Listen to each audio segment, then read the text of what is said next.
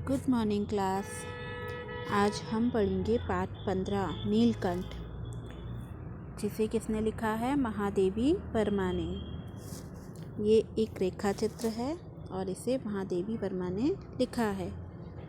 तो देखो, हम स्टार्ट करते हैं।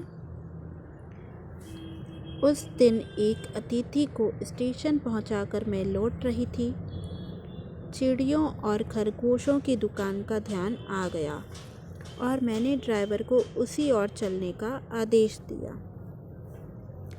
मतलब एक दिन वो जो थी लेखिका, वो क्या कर रही थी? अतिथि को स्टेशन पहुंचाकर घर लौट रही थी और घर लौटते वक्त उसे ध्यान आया कि मुझे चिड़ियों और खरगोशों की दुकान पे भी जाना है।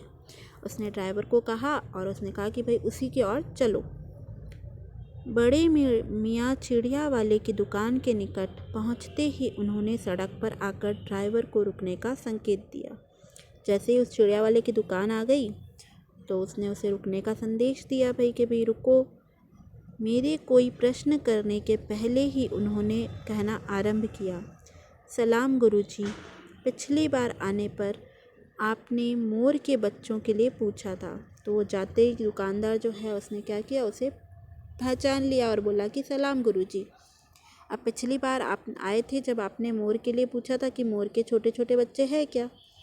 तो वो जवाब देते हैं, अगर शक्करगढ़ से एक चिड़ी मार 2 मोर के बच्चे पकड़ लाया है।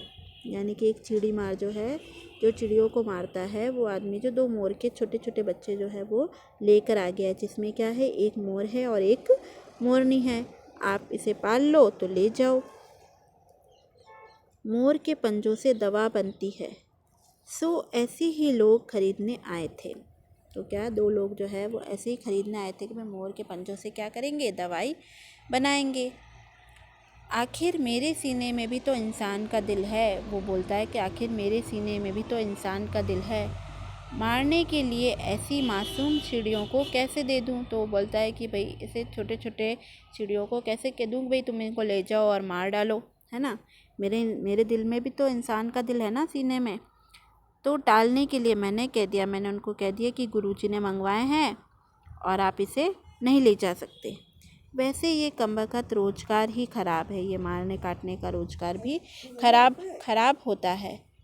बस पकड़ो पकड़ो, मारो मारो, यानी कि बस इनको पकड़ो और मारो। बड़े मियाँ के भाषण की तूफ़ान मेल के लिए कोई निश्चित स्टेशन नहीं है। सुनने वाला थककर जहाँ रोक दे वहीं स्टेशन मान लिया जाता है। यानी कि वो जो है उसकी दुकान पर आओ और वो क्या करता है, बोलता जाता है, रुकता ही नहीं है। इस तथ्य से परिचित होने के कारण ही मैंने बीच में ही उन्हें रोककर पूछा। वो जानती थी कि भाई ये तो बोलता ही जाएगा। तो मैंने क्या किया, उन्हें रोक दिया और पूछा, मोर के बच्चे हैं कहाँ? तो वो जवाब देते आगे, बड़े मियाँ के हाथ के संकेत का अनुसरण करते हुए मेरी दृष्टि एक तार के छोटे से पिंजड़े तक पहुंची, जिसमें तीतरों के सामान 2 बच्चे बैठे थे। जैसे ही वो ढूंढने लगा कि बच्चे कहाँ गई, तो वो एक पिंजड़े पे उसकी नज़र पहुंची। भाई उस पिंजड़ों में तीतरों के समान छोटे छोटे बच्चे बैठे हैं उन पिंजड़ों में। पिंजड़ा इतना संकीर्ण था कि वे पक्षी शावक जाली के गोल फ्रेम में किसी जड़े चित्र जैसे लग रहे थे। वो ऐसे लग रहे थे जैसे कि कोई फ्रेम रखी हो और फ्रेम में बच्चे, मतलब इतना छोटा सा पिंजरा था। फिर मेरे निरीक्षण के साथ साथ बड़े मियाँ की भाषण मेल चली जा रही थी।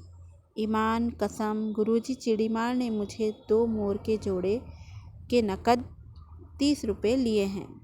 तो बोला कि भाई चिड़ीमार जो ये मोर के बच्चे लाया था, इसने मुझसे 30 रुपये लिए हैं, तो आप देख लो कि आप कितने दे सकते हो। तो उसने कहा कि मैं तो 30 नहीं दूंगी, मैं तो 12 ही दूंगी। उसने कहा 12 कहा, भाई ज़रा सोच तो अभी इनमें मोर की कोई खासियत भी नहीं है, कि तो छोटे छोटे से बच्चे हैं। तू इतनी बड़ी कीमत ही मांगने चला, तू क्या इतनी बड़ी कीमत ले गए? तो छोटे छोटे से बच्चे तो हैं। पर वह मुंशी क्यों सुनने लगा? वो तो भाई धंधा करने वाला था, तो वो क्यों सुनने लगा? उसने कहा भाई मैं तो पूरे 30 रुपये ही लूँगा। आपका ख्याल करके अछता पछता देना ही पड़ा। अब उसने क्या किया, उसने वो पैसे उसे 30 रुपये देने ही पड़े। अब आप जो मुनासिब समझें। उसने कहा भाई अब आप जो ठीक समझे वो ले लो। अस्तु 30 चिड़ी मार के नाम के और 5 बड़े मियाँ के ईमान के देकर अब मैंने वह छोटा पिंजरा कार में रखा। तब मानो वह जाली के चोकटे का चित्र जीवित हो आया। यानी कि अब उसको कुल मिला के 30 रुपये तो उसको देने ही पड़े और 5 उसको बड़ी बिया के ईमान के भी देने पड़े, यानी 5 रुपये एक्स्ट्रा भी उसे दिए। फिर अब उसको पिंजड़ा उसने लेकर के कार में रख लिया। दोनों पक्षी शावकों के छटपटाने से लगता था मानो पिंजड़ा ही सजीव और उड़ने योग्य हो गया है। दोनों इतनी ज़ोर से छटपटा रहे थे कि वो पिंजड़ा समेत ही उसको उड़ा कर ले जाएंगे। घर पहुंचने पर सब कहने लगे, तीतर है मोर कहकर ठग लिया है। घर पहुंचे जब उसने कहा कि ये तो तीतर है, मोर नहीं है, देखो मोर कहकर इन्होंने ठग लिया है, ज़्यादा पैसे ले लिए हैं, ये तो तीतर है, मोर नहीं है।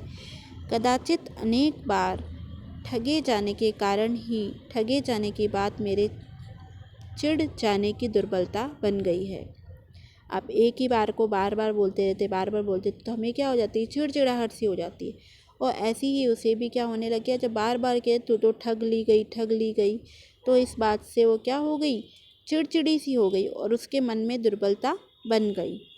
अप्रसन्न होकर मैंने कहा, मोर के क्या सुरखाब के पर लगे हैं, है तो पक्षी ही। अब ये तीतर है चाहे मोर है, जो भी है, मतलब है तो पक्षी ही।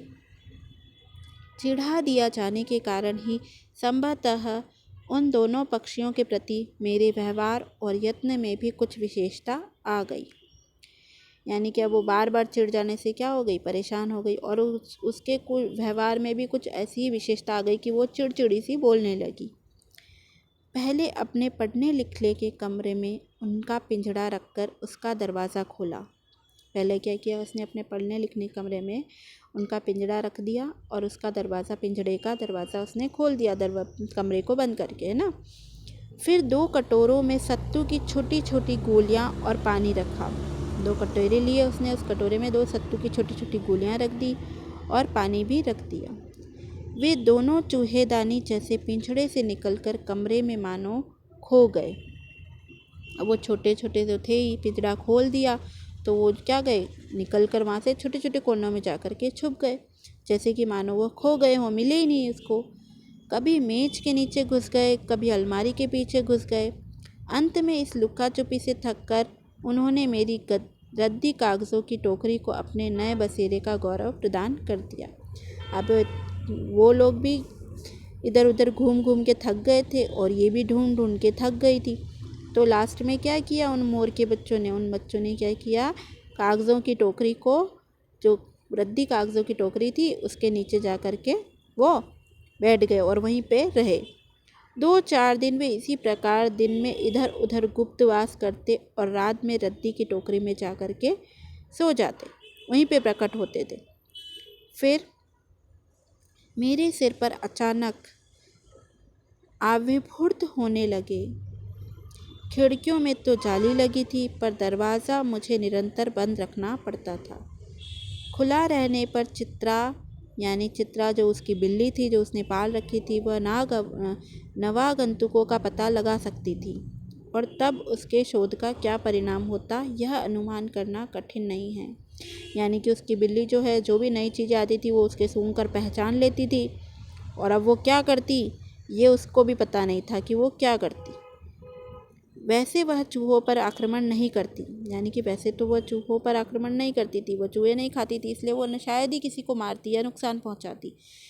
परंतु यहाँ तो सर्वथा अपरिचित पक्षियों की अनधिकार चेष्टा का प्रश्न था। पर यहाँ तो कोई चूहे हुए थोड़ी थे, यहाँ पे तो मोर के बच्चे थे, वो भी अपरिचित, जिनको वो जानती भी नहीं थी। उसके लिए दरवाज़ा बंद रहे और ये दोनों एरे गेरे मेरी मेज को अपना सिंहासन बना लाए। तो क्या करती थी, हमेशा दरवाज़ा जो बंद रखती थी और वो क्या करते थे, दोनों के दोनों उसकी मेज के आसपास ही घूमते रहते थे।